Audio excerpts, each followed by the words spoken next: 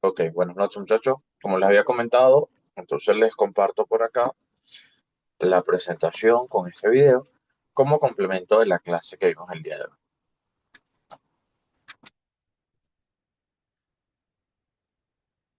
Entonces, como habíamos hablado anteriormente, todas las células están rodeadas por una membrana y esa membrana delimita el contenido que está en el interior de la célula, manteniéndolo aislado del exterior de la célula. Las membranas plasmáticas están formadas, como vemos acá, por una bicapa fosfolipídica. Y eso se caracteriza, como mencionamos en la clase, por ser un modelo heterogéneo.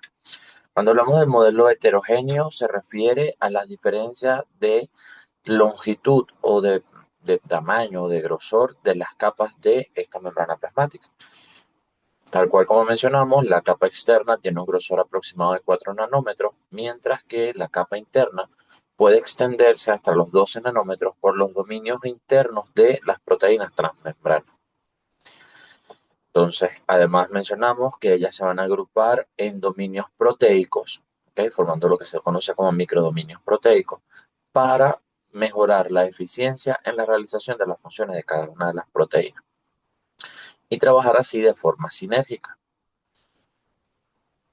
Otro que habíamos mencionado de los factores de la heterogeneidad es las diferencias de grosor que va a presentar la membrana, es decir, que no es totalmente plana o recta, sino que va a tener diferencias de grosor para proteger los dominios hidrofóbicos de las proteínas transmembranas.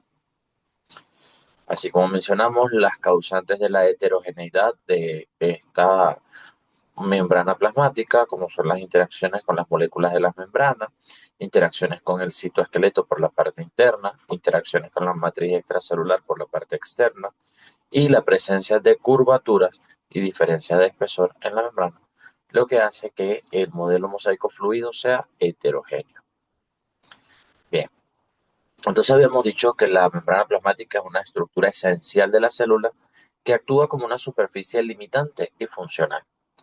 Además, debemos estar claro que es dinámica y tiene una permeabilidad selectiva o, como se sabe, es semipermeable. Las membranas plasmáticas son esenciales para la vida y permiten mantener las diferencias necesarias entre el contenido interno de la célula y el entorno. Las membranas están formadas entre el 40 y el 80% por lípidos, proteínas que son responsables de la mayoría de las funciones específicas y carbohidratos. Los carbohidratos los vamos a encontrar en su mayoría en la superficie externa en forma de olisacáridos unidos a proteínas o lípidos formando lo que conocimos o describimos hoy como el glucocálix. Bien, ¿cuáles son las funciones de la membrana plasmática? La membrana plasmática cumple funciones de barrera y protección, ya que brinda límite y aislamiento al contenido interno de la célula. Entonces, vamos a ver que la membrana mantiene aislado todo el contenido celular de las condiciones externas, manteniendo así lo que sería la homeostasis interna de la célula. Las membranas se caracterizan porque tienen una continuidad estructural. Entonces, independientemente que veamos proteínas transmembranas que pareciera que interrumpen esa continuidad estructural de la membrana, pues no la interrumpen porque las proteínas forman parte de la estructura de la membrana. La membrana permite mantener el orden interno, facilita los procesos de comunicación como mediadora de procesos de transporte celular interno y externo y además le otorga resistencia mecánica a la célula.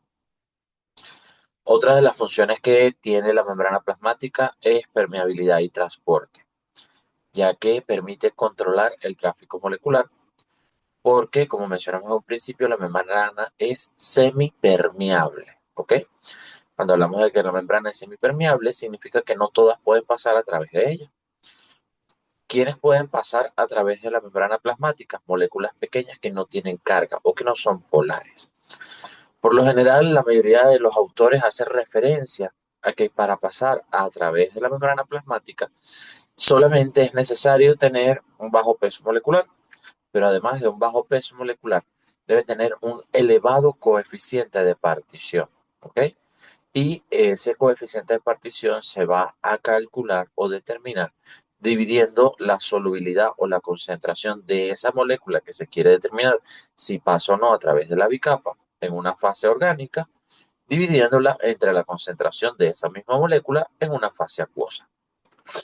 Entonces, para pasar a través de la membrana plasmática, esa molécula debe tener un elevado coeficiente de partición, lo que significa que esa sustancia es lipofílica, es decir, que tiene afinidad por las sustancias lipídicas o que es hidrofóbica. Entonces, un elevado coeficiente de partición me indica que una sustancia es lipofílica e hidrofóbica, mientras que si el coeficiente de partición es baja, me indica que es hidrofílica o lipofóbica.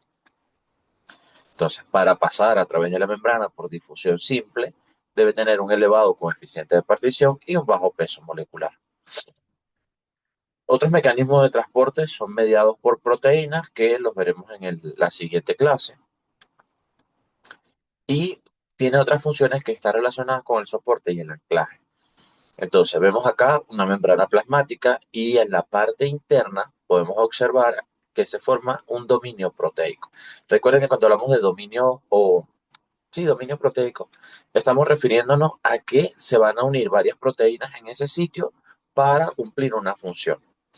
En este caso, este dominio está regulado por la presencia de la anquirina y lo que hace es permitir el anclaje del citoesqueleto de la parte interna de la célula para darle estructura y soporte a la célula, permitiendo así que tenga mayor estabilidad y resistencia estructural.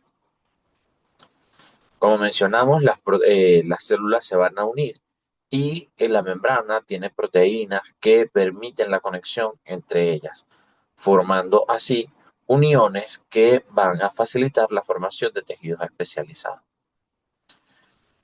Además de esto, en la unión de soporte y anclaje, vimos que las integrinas se unen con otras proteínas denominadas fibronectina, la cual le permite anclarse a la matriz extracelular. Y otra función que tiene la membrana es la de comunicación celular, ya que puede recibir señales externas mediante proteínas receptoras, como es el caso de las proteínas que están presentes en las neuronas. Fíjense, cuando se liberan los neurotransmisores, esos neurotransmisores son recibidos por proteínas. Y esta proteína va a emitir una respuesta a la neurona siguiente. Además, participan los procesos de reconocimiento celular por el glucocálix, ¿ok? Que ya mencionamos que es una capa de glucoproteínas y glucolípidos que recubre la superficie celular. Como les mencioné en la clase, entonces, este glucocálix tiene múltiples funciones relacionados con la comunicación celular y el reconocimiento de las células.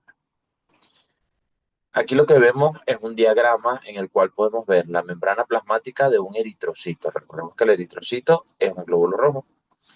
En la parte interna vemos los dominios proteicos en donde participa la anquirina y vemos cómo esto está anclado al citoesqueleto.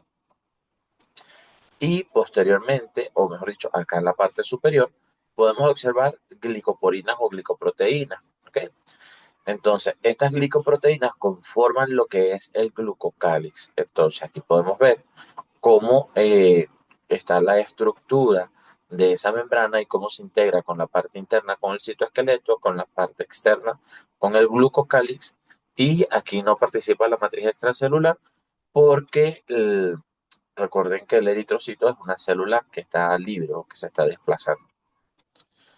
Como les mencioné, ese glucocálix es el que le otorga esa peculiaridad que tenemos de reconocer o identificar los diferentes grupos sanguíneos. Y es a la presencia, o se debe por la presencia de diferentes antígenos.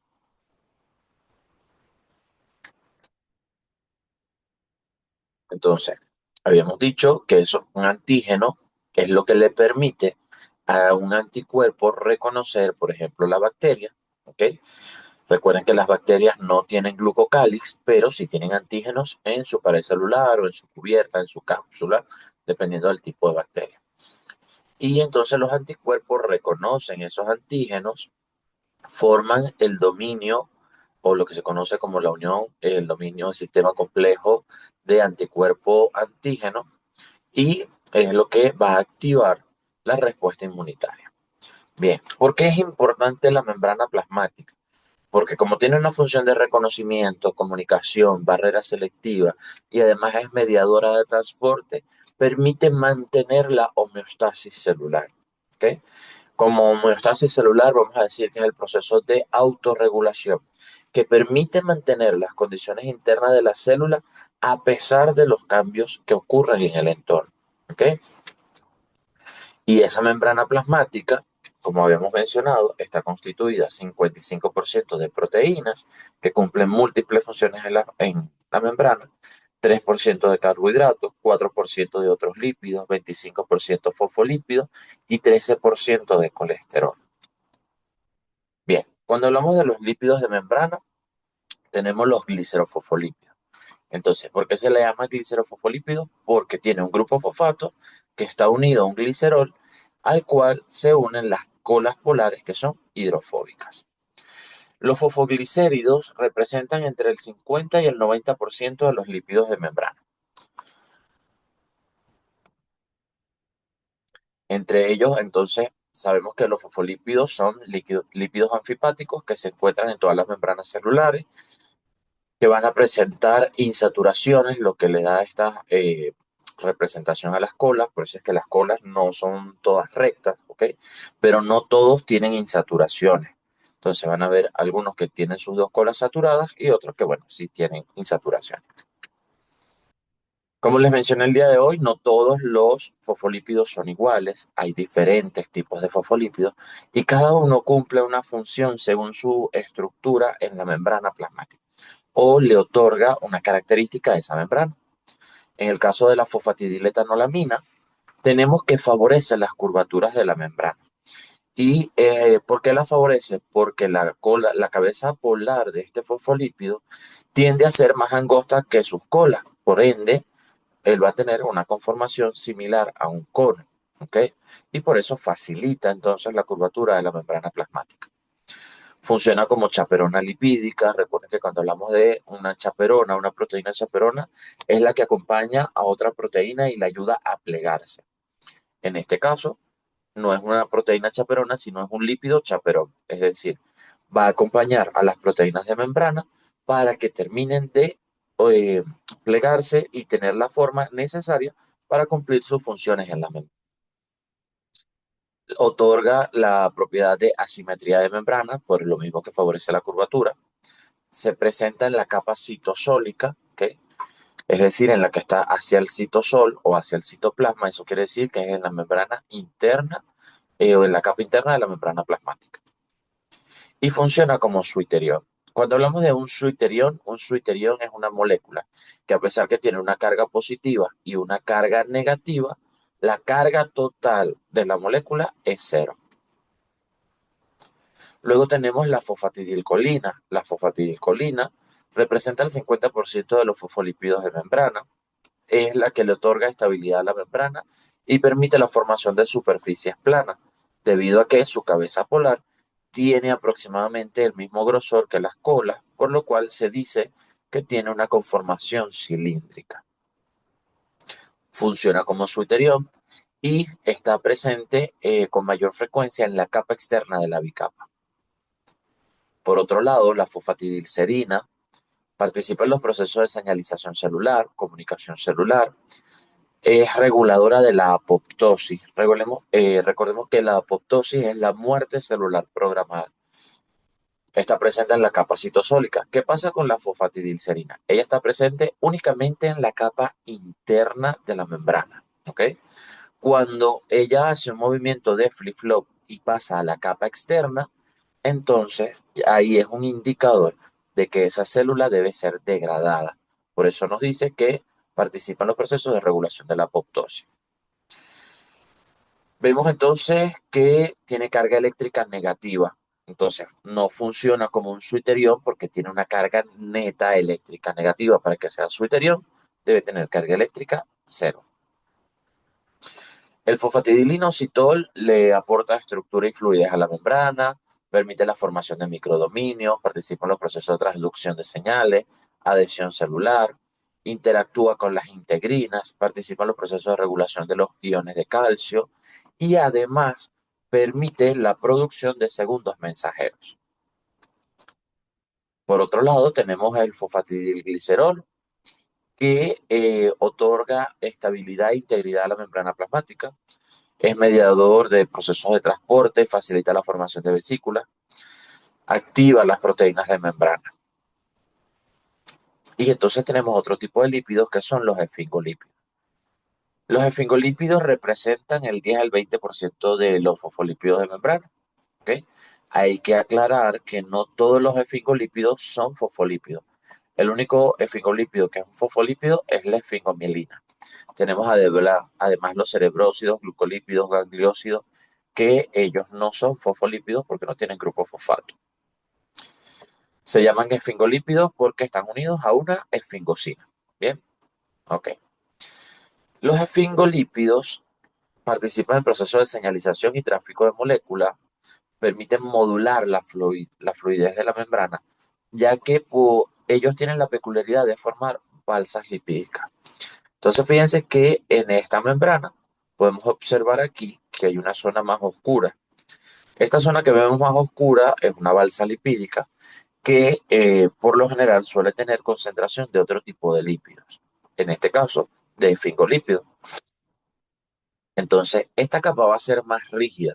Por eso nos dice que modula la fluidez de la membrana, porque las balsas lipídicas tienden a ser más rígidas que el resto de la membrana. ¿Para qué? Porque ellas van a permitir que las proteínas de señalización se mantengan en sitios específicos. Es decir, van a funcionar como sitios de anclaje para proteínas de señalización, para evitar que entonces esa proteína se esté desplazando a lo largo de la membrana. Por eso los esfingolípidos le brindan estabilidad a la bicapa fosfolipídica. Estos esfingolípidos son encontrados con mayor frecuencia en las células del tejido nervioso, específicamente en las vainas de mielina. Bien, como habíamos hablado, los fosfolípidos se pueden mover. Recuerden que les dije que no solo los fosfolípidos, sino que también las proteínas se mueven. Pero en este caso vamos a hablar entonces sobre el movimiento de los fosfolípidos.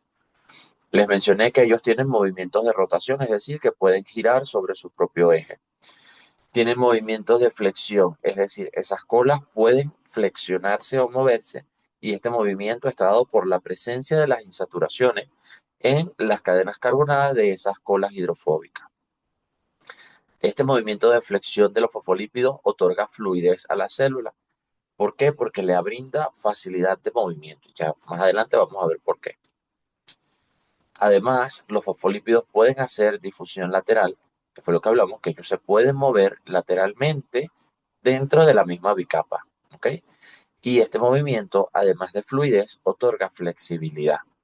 Cuando hablamos que la membrana tiene flexibilidad, es la capacidad de curvarse o cambiar de forma sin romperse. Por otro lado, como mencionamos, tienen la capacidad de hacer movimiento flip-flop, que es un movimiento raro porque requiere ser mediado por una enzima y además representa un gasto energético. Entonces, es muy poco común que se dé el movimiento, pero sin embargo sí ocurre, como el caso del fosfolípido que regula la apoptosis, cuando él generalmente está en la capa interna, pero cuando esa célula debe destruirse o está a punto de morir, migra a la capa externa por un movimiento de flip-flop para ser reconocido y entonces se lleva a cabo el proceso de apoptosis celular. Bien, otro lípido presente en la membrana es el colesterol. Como les mencioné, él se incrusta entre los fosfolípidos, va a endurecer la porción en donde está presente, ¿ok? Es decir, él le va a restar fluidez y les brinda consistencia a esa membrana plasmática. Si quitamos el colesterol de la membrana, se volvería muy fluida y perdería la consistencia de membrana. Entonces, repasemos la distribución de los lípidos de membrana. Tenemos que una membrana plasmática está formada por una bicapa fosfolipídica. En esa bicapa vamos a encontrar fosfatidilcolina, que es el fosfolípido más abundante en las membranas plasmáticas animales. Luego, en la capa externa vamos a encontrar esfingomielina. La esfingomielina es exclusiva de la capa externa de la membrana. De igual forma que los glucolípidos. Los glucolípidos son exclusivos de la capa externa, ya que ellos conforman la matriz extracelular. La fosfatidilcolina, si se pueden dar cuenta, fíjense que está tanto en la capa interna como en la capa externa, pero es más abundante en la capa interna de la membrana plasmática. Por otro lado, la fosfatidilcerina es exclusiva de la membrana o de la capa interna y cuando pasa a la capa externa es un indicador de apoptosis. Además de esto, vamos a ver que el colesterol se encuentra distribuido de manera uniforme a lo largo de toda la membrana plasmática. Mencionamos que también hay proteínas integrales o proteínas transmembranas, que son aquellas que atraviesan la membrana plasmática totalmente, ¿ok? Tal cual como vemos en estas tres proteínas. Que también podemos tener proteínas periféricas que se encuentran, como su nombre lo indica, en la periferia, bien sea por la capa externa o en la capa citosólica. Esas proteínas periféricas pueden estar fuera de la membrana, unidas por enlaces no covalentes o además unidas a otras proteínas. También se puede dar el caso, como esta, que estén parcialmente incluidas en la membrana. Fíjense que no está en toda la membrana plasmática, sino que solo atraviesa una capa de esa membrana. Como ya mencionamos, las proteínas suelen unirse para formar dominios proteicos y así mejorar la tasa de eficiencia de las funciones que realizan.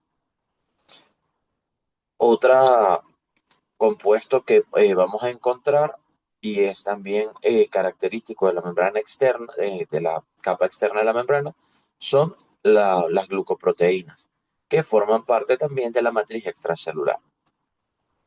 Bien, entonces, habíamos hablado que vamos a tener diferentes tipos de proteínas que según, las vamos a clasificar según la inserción. Entonces hablamos de las proteínas transmembranas que atraviesan totalmente la membrana plasmática y por ende van a tener tres dominios que pueden, estas a su vez se pueden clasificar en paso simple, paso múltiple o proteínas de canal. Que las proteínas de canal suelen tener conformaciones beta-laminar. Entonces vemos aquí proteína unipaso, proteína multipaso alfa hélice, proteína multipaso, porque esta también atraviesa múltiples veces, pero la conformación suele ser beta laminar, tal cual como podemos ver en este diagrama. Las proteínas periféricas, como se pues, están unidas a la membrana. Y aquí vemos las proteínas según la función. Entonces tenemos proteínas de transporte, cuya función es mover moléculas de un lado a otro de la bicapa, como el caso de la bomba sodio-potasio. Proteínas de anclaje, como las que vimos que se conectan con el citoesqueleto y con la matriz extracelular, como es el caso de la integrina. Proteínas receptoras, proteínas enzimáticas. Bien, la membrana, como mencionamos, tiene propiedades físico-químicas, ¿ok? Entre esas está la hidrofobicidad. Una cosa que tenemos que ver, por ejemplo, en el metabolismo de los fosfolípidos, ellos pueden degradarse y perder una cola, ¿ok? Y se queda entonces lo que se conoce como un lisofosfolípido. Ese lisofosfolípido tiene forma cónica y cuando se agrupa tiende a formar lo que se conoce como micela. ¿Ok? Entonces, mientras que el fosfolípido va a tener una conformación cilíndrica en su mayoría, ya vimos que hay excepciones, y tiende a formar capas, dejando entonces las cabezas polares en contacto con el medio acuoso, tal cual como lo vemos acá, y las colas hidrofóbicas quedan libres del medio acuoso. Bien, entonces ellos se pueden agrupar formando una bicapa y esa bicapa puede plegarse y formar lo que se conoce como una vesícula. ¿Por qué se forman las vesículas? Esto está dado por el proceso de autoensamblaje, ya que cuando esa membrana está extendida es energéticamente desfavorable.